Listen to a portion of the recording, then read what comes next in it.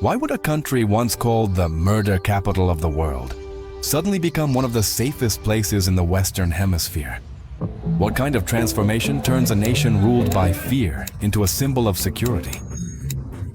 For decades, El Salvador wasn't just battling crime, it was suffocating under it. Streets were controlled not by police, but by gangs like MS-13 and Barrio 18. These weren't scattered groups, they were organized armies, patrolling neighborhoods, extorting families, and deciding who lived and who died. Entire communities lived under curfews enforced by teenagers with tattoos and guns. And the government? Silent, absent, powerless. But where did it all begin? In the 1990s, thousands of gang members were deported from the United States to El Salvador, flooding a fragile post-war society with violence it wasn't prepared to contain. There was no reintegration plan, no warning, just chaos. What was once an internal wound turned into a national infection. By the mid-2010s, homicide rates soared. San Salvador became synonymous with bloodshed. El Salvador wasn't just unsafe, it was unlivable. So how did this country reverse course? How did it go from daily executions to public parks and open businesses? That's exactly what this story uncovers. And what you'll see next might just change the way you think about justice, leadership, and what it really takes to dismantle a criminal empire. Because dismantling a criminal empire doesn't start with more violence. It starts with breaking a cycle. And in El Salvador, that cycle ran deep. It wasn't just about arrests or headlines. It was about untangling decades of fear, systemic corruption, and the normalization of brutality. For many Salvadorans, waking up without the sound of gunfire was a foreign feeling. For some, walking down their own street without permission from gang leaders felt like an act of rebellion. But if anything you've heard so far made you pause, even for a second, I want to ask you something. Leave a comment. Not for me, for the conversation. Tell me what you think, what you feel, whether it's hope, anger, curiosity, or doubt. Because when voices like yours show up in the comments, they remind the algorithm and the world that people are paying attention. And if this kind of story matters to you, if you believe it's important to go deeper than the headlines, to understand not just what happened, but why, then hit the like button. It's a small act, but it sends a signal that this content deserves to be seen. And if you want to keep going with me, through the truths, the questions, the uncomfortable realities, and moments of light, then subscribe. That's how we build something together, quietly, persistently. One story at a time. Because the next chapter, it goes even deeper. He didn't come from the traditional mold. He wasn't a career politician or a military strongman.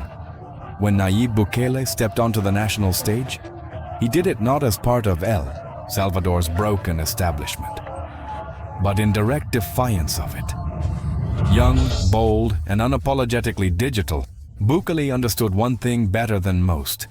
Fear had gripped his country for too long, and punishment had lost its meaning. The streets were ruled not by justice, but by terror, and the institutions designed to protect people had long since given up. So when he promised to change everything, people listened. And when he won the presidency in 2019, defeating the two political parties that had dominated for decades, it wasn't just a shift in leadership. It was a declaration of war, not just against crime, but against the deep-rooted systems that had allowed it to thrive. His plan was clear, but not without controversy. Mass arrests, emergency powers, a complete suspension of the status quo. Thousands of suspected gang members were swept off the streets. Entire neighborhoods, once paralyzed by fear, began to breathe again. But outside observers, human rights groups, and foreign media raised alarms. They spoke of authoritarianism, of trials without process, of the risk of trading violence for control. And yet, inside the country, something different was happening. Something undeniable. people started walking through their neighborhoods at night. Business owners reopened shops in areas that had been no-go zones for years. Children returned to schools once ruled by gang dictates. For the first time in decades, the majority of Salvadorans felt safer. Not because the danger had disappeared, but because it had been contained. Still, this wasn't just a security shift. It was a shift in power, in visibility, in narrative. Bukele didn't just lead through legislation. He led through symbolism. Walking into once-infested gang zones flanked by camera crews and military escorts. Declaring order in places that once felt untouchable. Critics called it theater. Supporters called it courage. But no one denied its impact. And if you're still wondering how far a country will go to, take back control from fear. Just write in the comments, punishment or protection. Because sometimes the line between justice and power isn't just thin, it moves. For years, Mariona prison stood as a symbol of everything that was broken. Overcrowded cells packed with bodies, heat radiating off concrete walls, violence simmering just beneath the surface.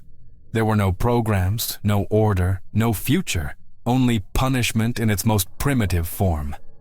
And even that seemed performative, a fragile illusion meant to appease a public that had long stopped believing in change. Inside those walls, men were stacked on top of each other like statistics, forgotten by the system that put them there. But something shifted. Slowly at first, then unmistakably. The very space once known for chaos began to transform. Mariona didn't just get a fresh coat of paint or a few new beds. It underwent a philosophical reconstruction.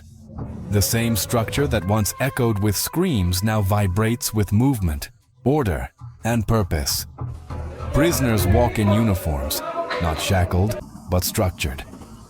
They attend classes, clock into work assignments, repair police vehicles, build school desks, and bake for the community. They grow food they will later eat. They aren't caged for punishment alone. They are being prepared for return. And this shift isn't hidden. It's visible, documented, named. The prison that once made international headlines for its inhumanity is now known simply as La Esperanza, the hope. An almost poetic reversal of identity. But is it real? That's the question some still whisper. Is rehabilitation truly happening? Or is this just a new kind of control, masked by productivity? What's undeniable, though, are the stories coming from the inside.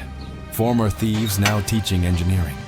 Young men with tattoos faded by time, standing in front of chalkboards instead of cell doors. One prisoner, convicted for stealing from a neighbor during a fit of rage, now leads the electronics department.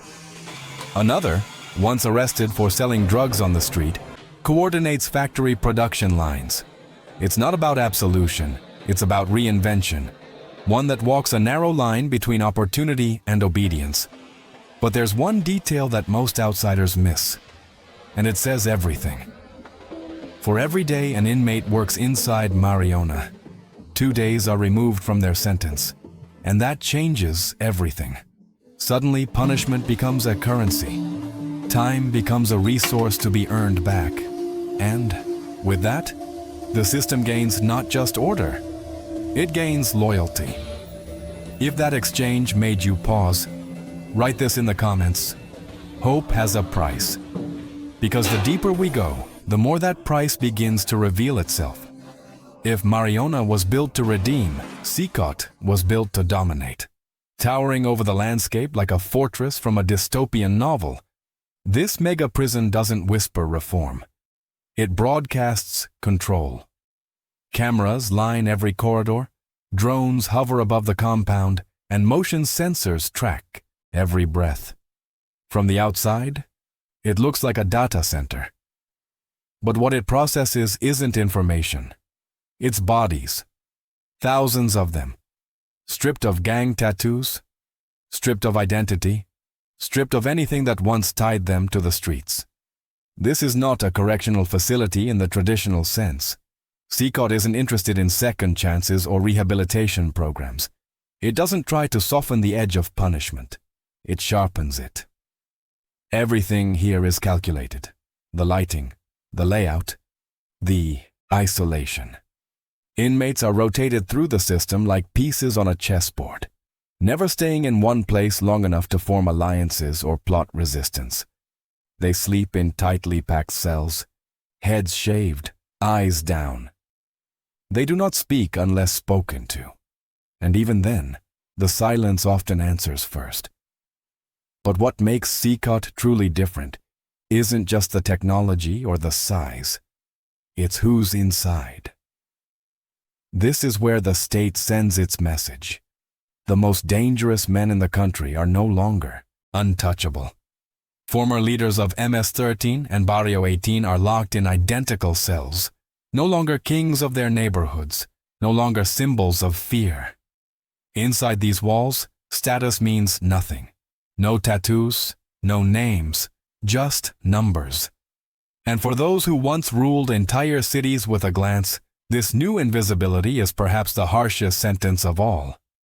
There are no visits, no calls, no updates, just endless days behind concrete and steel, monitored 24/7, every movement recorded and archived. The state has turned the tools of surveillance not outward, but inward, weaponizing them against the very men who once used fear as their currency.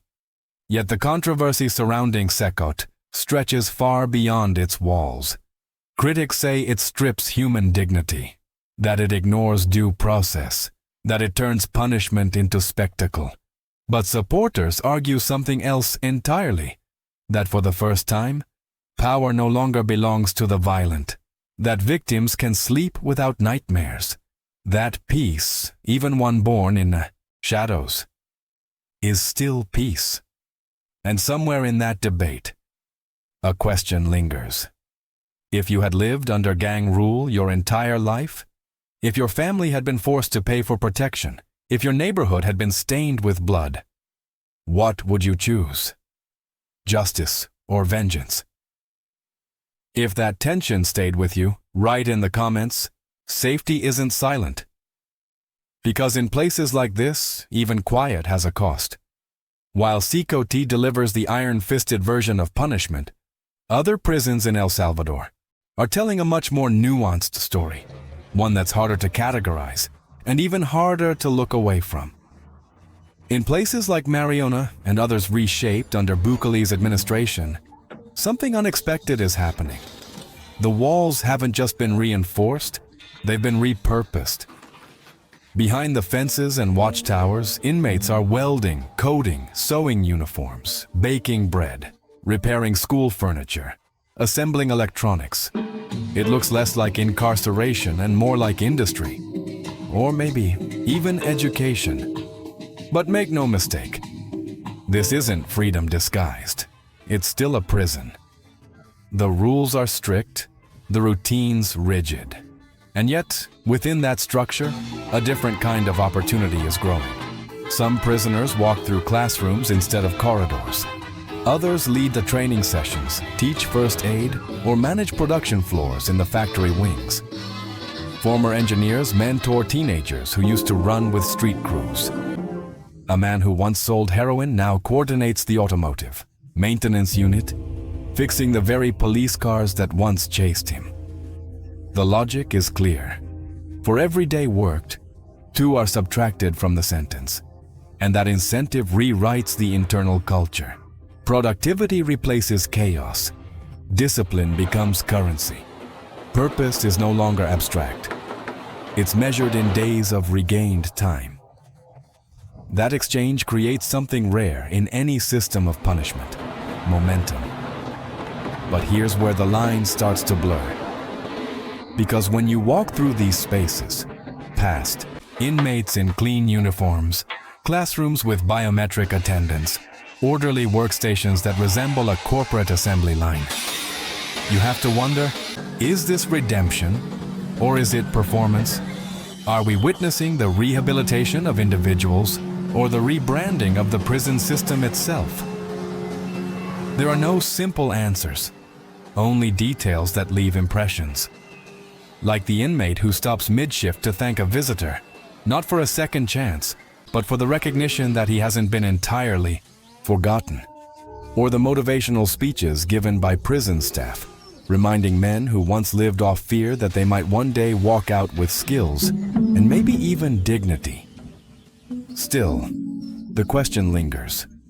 When the machine is this polished, when the visuals are this carefully curated, how much of it is progress? And how much is optics? If that contrast stayed with you, write this in the comments. Reform or routine? Because behind every polished corridor, there's a story waiting to be seen from another angle. The change wasn't just locked behind walls, it spilled out onto the streets. And that's where the impact becomes harder to deny. Neighborhoods that once lived under the shadow of gang rule now echo with something almost unrecognizable: normalcy. Places where no one dared to speak above a whisper now ring with laughter, hammering, the crack of fireworks instead of gunfire. And in corners where teenage lookouts once stood guard, you'll find fruit vendors, children on bikes, and schools with new paint drying on the walls. La Campanera, once a name synonymous with death, is one of those places. Locals recall paying taxes just to walk to their front doors. Some remember how a wrong glance, a mismatched shirt, or simply being born in the wrong block could cost a life. Punishment didn't wait for the courts.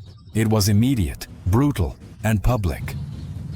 And yet today, residents point to broken concrete barriers, once built to block police access, now voluntarily torn down by the same community that once feared stepping outside. The transformation is more than physical, it's emotional. People speak of reclaiming space, of relearning how to exist without looking over their shoulders. Parents can walk with their children again. Streetlights shine on faces no longer hiding. Business owners who once paid for protection now talk openly about expansion. And for many, the biggest change isn't what they gained. It's what they lost: fear. But it isn't just about safety. It's about memory. Some residents still flinch when a motorcycle passes too slowly. Others hesitate before answering the door. Healing doesn't move at the same pace as infrastructure. And while the violence may be gone, its echo still lingers in the air. Subtle, but real. There's a particular weight in hearing someone say, "I used to be afraid to stand where I'm standing now." Especially when you know that same ground was once soaked in silence and blood. That kind of shift doesn't come with headlines. It comes with sidewalk conversations, with teenagers applying for jobs instead of joining cliques, with women who finally leave the house without feeling like targets. And still, one question circles quietly. Did this peace come through justice, or through force so overwhelming it erased the option to resist? If that thought unsettled or moved you, write in the comments. Peace has a memory. Because the past may be buried, but it never disappears completely. Around the world, eyes are locked on El Salvador. Politicians study it, activists debate it, journalists dissect it, and beneath every headline lies the same uneasy question. Is this the future of public safety, or a warning wrapped in success? Because what's unfolding in this small Central American country is more than just a local shift. It's a narrative being tested on a global stage, where punishment is no longer just about consequence. It's about image, efficiency, and control. For some, El Salvador is now the blueprint. They see the numbers. Murders down, extortion rings shattered, streets returned to families. They see Bukele in his signature backwards cap, touring the newly cleaned neighborhoods like a CEO unveiling a rebranded company. To them, this is what decisive leadership looks like. Fearless, pragmatic, unbothered by diplomatic noise. But others see something more complicated. They see a country that suspended due process in the name of emergency. That filled mega prisons with thousands of suspects, often with little evidence beyond tattoos or phone contacts. That allowed mass detentions without trial and celebrated order without question. And suddenly, punishment begins to feel less like justice and more like performance. What happens when a society trades complexity for silence? When fear is replaced not by healing, but by obedience? Are we witnessing a nation finally rising from its trauma, or simply burying it under a polished structure of control? There's a reason this story hits so hard. Because it forces us to ask what we're willing to sacrifice for security, and who gets to define what safety really means. When you clean up the streets but mute dissent. When you replace gangs with uniforms but strip away transparency. Is that restoration or just reinvention? The world isn't just watching El Salvador. It's wondering whether to follow it. And if that tension feels real to you, write this in the comments, peace or power? Because what comes next might depend on how we choose to answer that. In the end, maybe this isn't a story about prisons at all. Maybe it's about something deeper. The tension between order and humanity, between safety and soul. El Salvador didn't just build walls or silence gangs. It revealed to the world what happens when a country reaches its breaking point and decides to rewrite the rules, no matter the cost. But even inside the coldest cell, there are still people, flawed, broken, hoping. And outside those walls, there are others.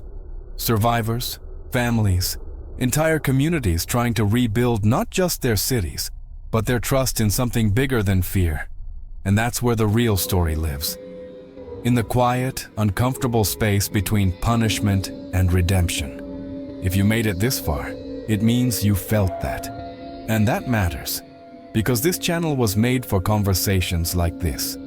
Complex, layered, human. So if this video gave you something to think about, if it stirred something in you or challenged a belief, consider subscribing. That way, you don't miss what's coming next, because we go deep and we go together.